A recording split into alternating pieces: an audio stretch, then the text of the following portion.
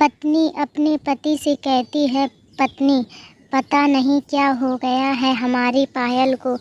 कल रात को खाना भी नहीं खाया और रो भी रही थी। अभी सुबह जगाने गई तो फिर से रो रही थी। वजह पूछी तो बस इतना ही कही, प्लीज़ माँ मुझे अकेला छोड़ दो। मुझे लगता है कि शायद उसे किसी से प्यार और धोखा दिया है। डर लगता है कहीं वह खुद को नुकसान न पहुँचाए। पति थोड़ी खामोशी के बाद कहता है, ठीक है मैं देखता हूँ। इतना कहकर वह अपनी बेटी के कमरे में जाती है। पिता, पायल कैसी हो बेटा? बेटा प्लीज़ पापा मुझे कुछ दिनों के लिए अकेला छोड़ दीजिए। पिता, ठीक है बेटा मगर एक शर्त है। बेटी बोलिए। पिता, मैं तुम्हें एक बकवास कहानी सुनाना चाहता हूँ, तुम सुन लो फिर हम तुम्हें डिस्टर्ब नहीं करेंगे, ओके? बेटी, ठीक है सुनाइए। पिता, आज से करीब 20 साल पहले एक राजा हुआ करते थे, बेहद अमीर। उनके 2 बेटे थे। एक बेटा बेहद आज्ञाकारी और ईमानदार था। उस राजा को अपने बड़े बेटे का नाज था।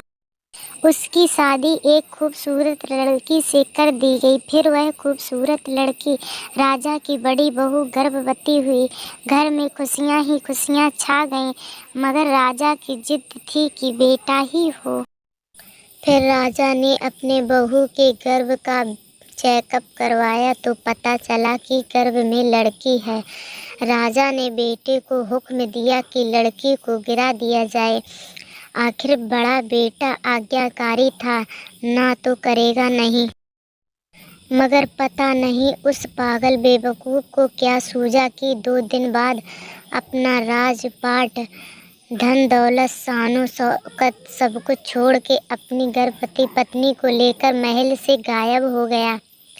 सच कहूँ तो वह बड़ा बेवकूफ़ और पागल था। लोग बेटियों को बोझ समझकर गर्भ में नष्ट कर देते और एक बेवकूफ़ पागल एक बेटी के लिए तमाम सुख सुविधाओं को ठोकर मार दिया। वह बाप की बात मानता तो आज उसकी जगह राजा होता।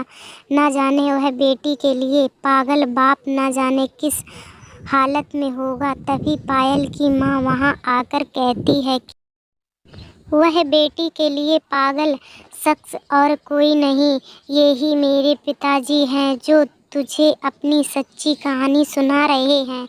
तू कहती थी ना कि मम्मी नाना नानी को तो मैंने देख लिया। काश पापा अनाथ न होते तो दादा दादी का चेहरा भी देख लेती।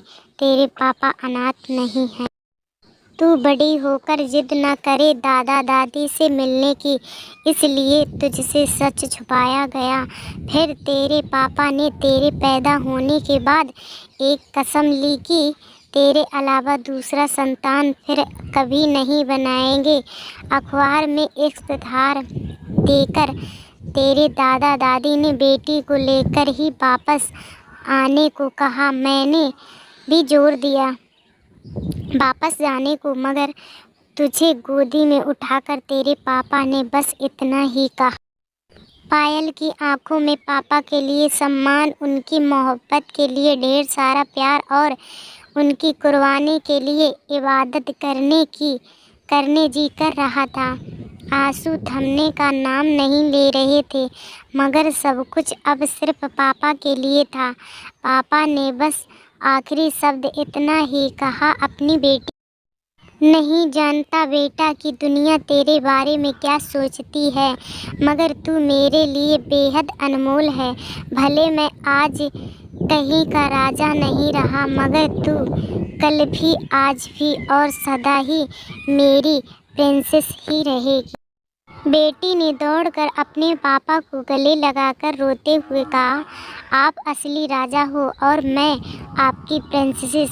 आपके पलकें गीली थीं, मगर वह एक नई सुबह की शुरुआत थी, जहां प्रिंसेस फिर से अपने रियासत में लौट आई थी। अगर आपको कहानी अच्छी लगे तो लाइक, कमेंट, सब्सक्राइब जरूर कर लेना।